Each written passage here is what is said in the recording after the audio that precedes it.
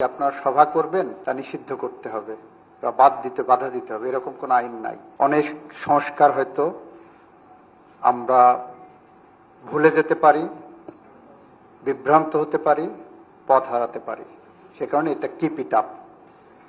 তবে সেখানেও একটু কথা আছে, আপনাদের আক্রমণের ধার, ভাষা, সংস্কৃতি এটাও একটু নিজেরা খেয়াল রাখবেন।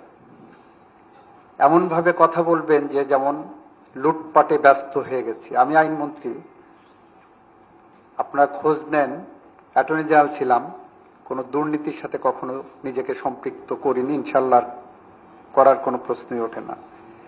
আইনজীবী হিসাবে যে টাকা ইনকাম করতাম, একজন মানুষের বেঁচে থাকার জন্য খুব বেশি টাকার প্রয়োজন হয় না, সচ্ছলভাবে চলার জন্য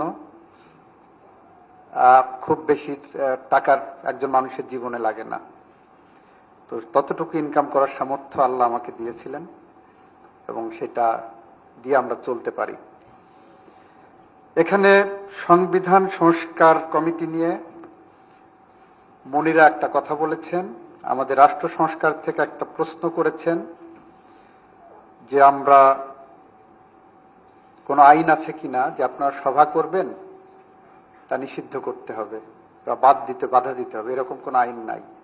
আনলেস আপনার রাজনৈতিক দল নিষিদ্ধ কোনো রাজনৈতিক সত্তা হিসাবে বিবেচিত হয়। যেহেতু আপনার নিষিদ্ধ রাজনৈতিক সত্তা নেই, you are free to organise any programme এবং সরকারের সমালোচনা সেখানে করবেন। সরকারের এখানে স্তুতি বাক্য পাঠ করার জন্য আপনারা নিশ্চয়ই রাজনীতি করেন না, শুনে আপনাদের সেটা অধিকার আছে এবং সে অধিকার নিশ্চিত করা সরকারের দায়িত্ব। এটা সরকারের সাংবিধানিক অব্লিগেশন আর আপনার হলো সাংবিধানিক অধিকার, এই দুইটাই সাংবিধানিকভাবেই স্বীকৃত। সুতরাং এই বিষয়গুলো আশা করে আমরা অ্যাড্রেস করব।